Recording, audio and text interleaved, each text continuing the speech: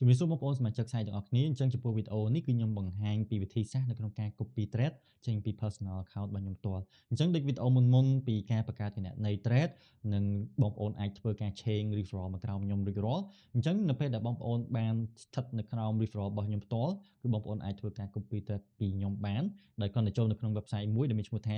site.btrader.com ដែលខ្ញុំនឹងតម្លាក់ link នៅក្នុង description ខាងក្រោមដូចគ្នាហើយបន្ទាប់គឺបងប្អូននឹងឃើញ website បែបនេះហើយចុចទៅលើពាក្យថា copy my thread អញ្ចឹងនៅពេលដែលបងប្អូនចុចពាក្យថា copy my thread គឺនឹង pop up ទៅលើ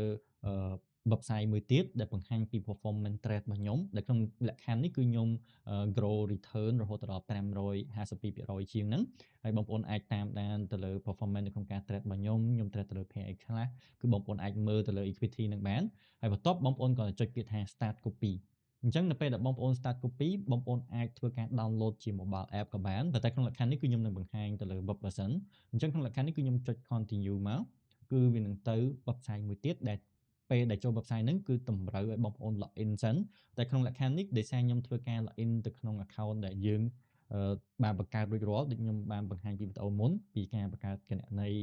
thread ហ្នឹងឬមួយក៏ការ change IB មកក្រោម referral ខ្ញុំហ្នឹងអញ្ចឹងគឺបងប្អូនគ្រាន់តែធ្វើការ deposit ហើយ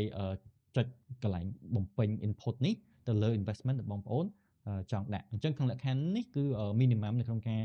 make investment ហ្នឹងគឺចាប់ពី$100ឡើងដែលក្នុងលក្ខខណ្ឌនេះគឺរហូតដល់5600អញ្ចឹងយើងអាច start ពីត្រឹម$100ឬមួយក៏ចំណុះណាមួយដែលបងប្អូនគិតថាបងប្អូនអាច afford ដែលក្នុងលក្ខខណ្ឌនៅក្នុងការវិនិយោគគឺតែងតែជួបនៅក្នុងមានការបាត់បង់ឬមួយក៏ចំណេញអញ្ចឹងបងប្អូនត្រូវទទួលស្គាល់ថាការវិនិយោគគឺតែងប្រឈមទៅលើហានិភ័យអញ្ចឹងចំពោះការ